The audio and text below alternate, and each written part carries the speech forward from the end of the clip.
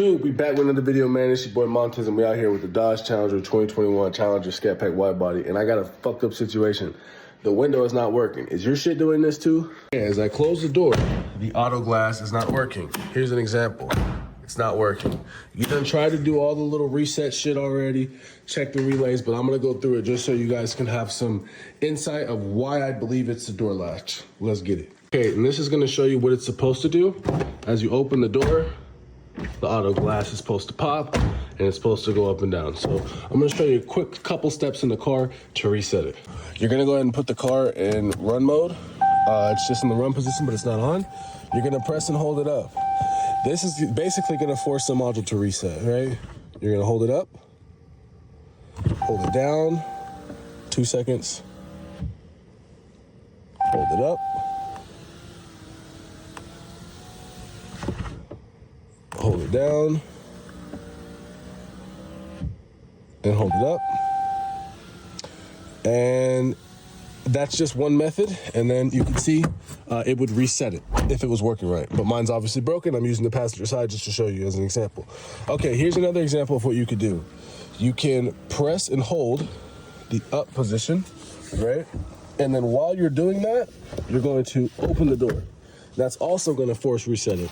But my shit is broken, so it's not gonna do that. But I just wanna show you guys the two different methods to go ahead and reset the door. So if that doesn't work, I also want you to check the relays. I'm gonna show you exactly where the relays are. We are now in the trunk. You're gonna go ahead and go to your trunk, and you're going to go here. Pop this little thing up.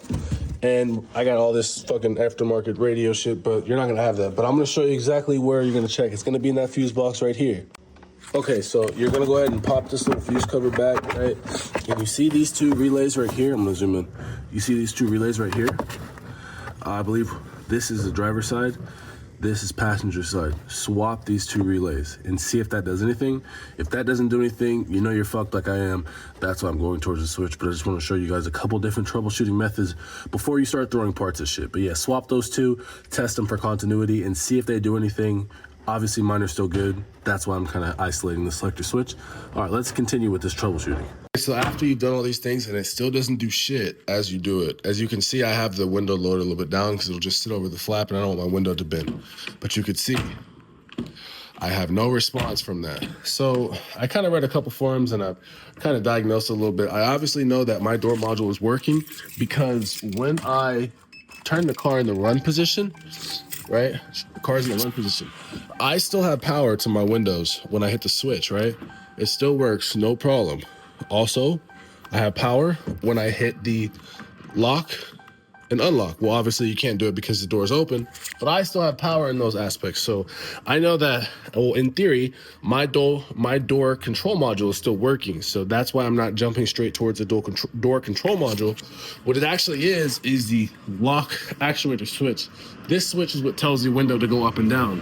I have an OEM part, and I also have a replacement doorman part here. I'd rather not use that replacement doorman part because OEM is better than aftermarket, but in this case, I don't really have a choice. If it is that and it ends up being shit, then I'll probably end up ordering the right one from Mopar, but that shit is $200 and I didn't want to take a $200 guess, but that's what kind of led me to this estimation of repair. So I'm gonna basically go through and take off the door panel and show you guys exactly what to do, and we're gonna walk through the steps together. You just kind of stick a little pick behind there, pop that up.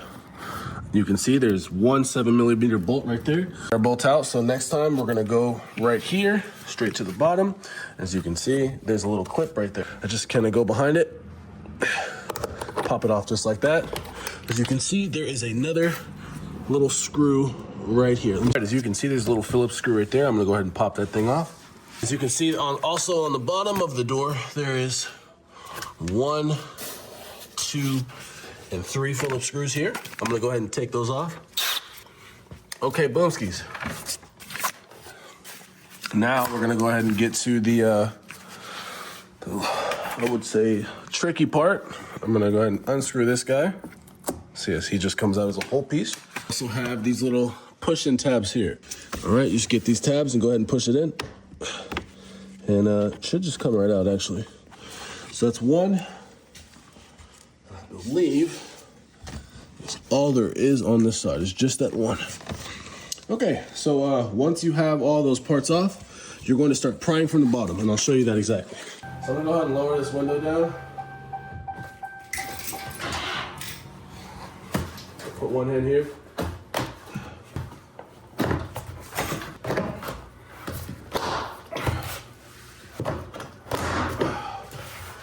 It just snaps off. Snaps off.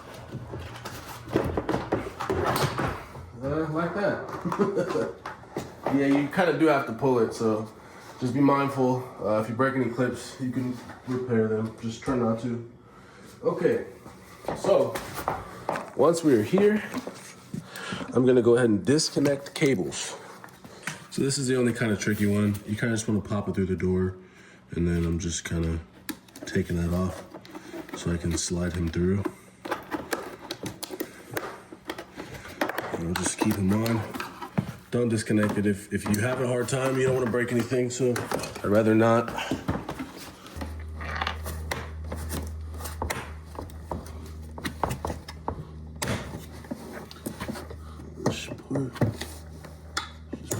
Yeah, you kind of have to twist that little shit. Okay.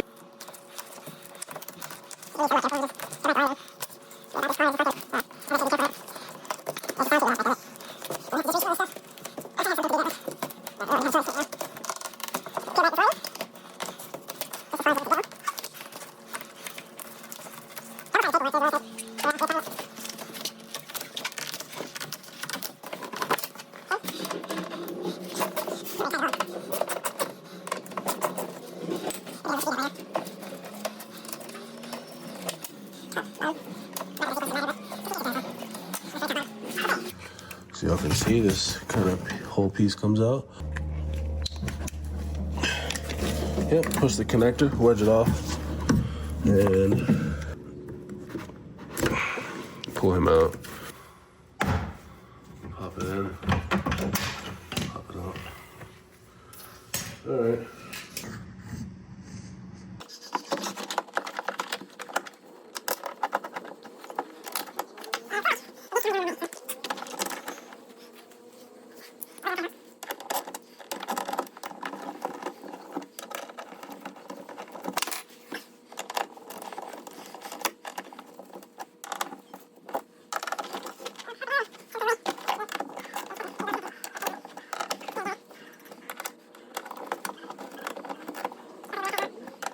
See that ball right here? You have to get this in there, bend it down, run it through, and then it gets latched here. Pretty simple, just finicky, that's all. Got the black one on the top, got the white one on the bottom. It's going to be going through the door to our other piece. And it's really just that simple. So after all that work, it still didn't work. The door control switch is bad and the door control module is bad. You can see with the DTC codes that I have posted on the screen that kind of went behind that. But after I got the door control module and the ordered Mopar actual door switch put in, everything worked, and you can see in the following video.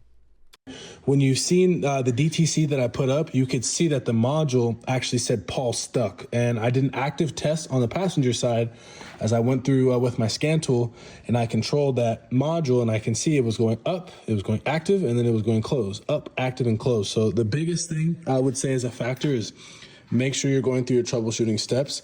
And a lot of the time when you see this window going up and down, repeatedly killing your battery, most of the time it's due to that switch. But this was a complete anomaly. But I can confirm that when you do get your part from eBay and you swap it over, you're making sure these numbers are identical, right? If it'll focus. I have the exact same numbers on this one. So my advice to you would be when you're shopping on eBay is check for example, driver left side door, right?